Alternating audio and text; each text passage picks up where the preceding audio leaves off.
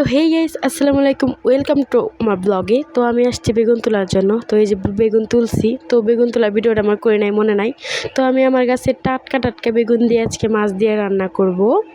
তো এই যে বেগুনের সাথে আমি কয়টা মরিচও তুলে নিয়ে আসছি। তো এখন আমি বেগুন দিয়ে মাছ দিয়ে রান্না করব। তো আমি এই মাছ দিয়ে আজকে রান্না করব। তো মাছটা কাটা হয় নাই, শুধু বাজার থেকে এমনি কাটা এটা নিয়ে আসছিলাম। তো ভালো করে ভিজে রাখি। তো ফার্স্টে আমি আনারসটা কাইটা খাইয়ে নেবো, কারণ আমি ঠান্ডা জ্বরের রুগী। তো এইভাবে আমার কাটাটা হচ্ছিল না, তো তার জন্য আমি এখন আবার অন্যভাবে কাটবো।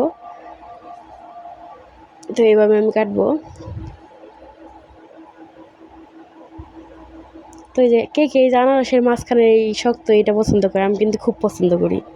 কাটার পর আগে ওইটাই খাই। তো এই যে আমি আনারসটা লবণ দিয়ে মাখাইয়ে খাবো এখন।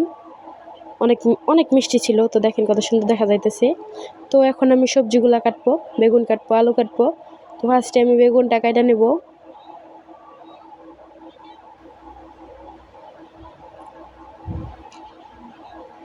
তো বেগুন কাটার পর আমি এখন একটা আলু দিব এখানে। তো বেগুনের সাথে কিন্তু আলুটা দিলে কিন্তু তরকারিটা অনেক মজে। তো এই যে আমার আলু কাটা শেষ। তো এখন আমি এই যে পেঁয়াজ মরিচ মানে যাবতীয় যা লাগে সব কিছু কাটবো।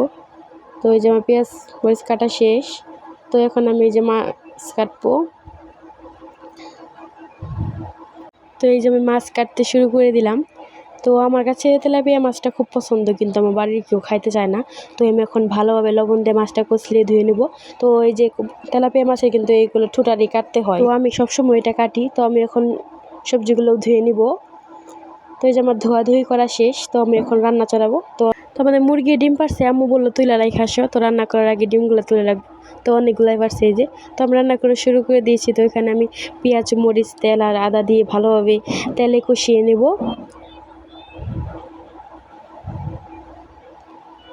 তো কষানোর পর এখানে পানি দিয়ে হলুদ মরিচ লবণ ভালোভাবে পানিটা বলক উঠলে তারপরে আমি এখানে মাছটা দিয়ে দিব।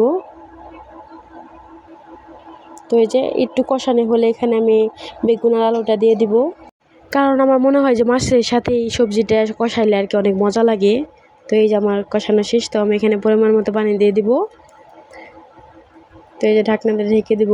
তো এই যে আমার তরকারি শেষ, আমি এখন পরিমাণ মতো লবণ দিয়ে তরকারিটা নামিয়ে ফেলবো। তো এই যে আমার তরকারি হয়ে গেছে, এখন আমি ভাতটা বসিয়ে দেবো। তো এই যে দেখেন আমার পরিবারের ছোট সদস্য। তো আজকে ভিডিও ছিল এই পর্যন্তই। ভালো লাগলে লাইক কমেন্ট শেয়ার সাবস্ক্রাইব করবেন। আল্লাহ হাফেজ।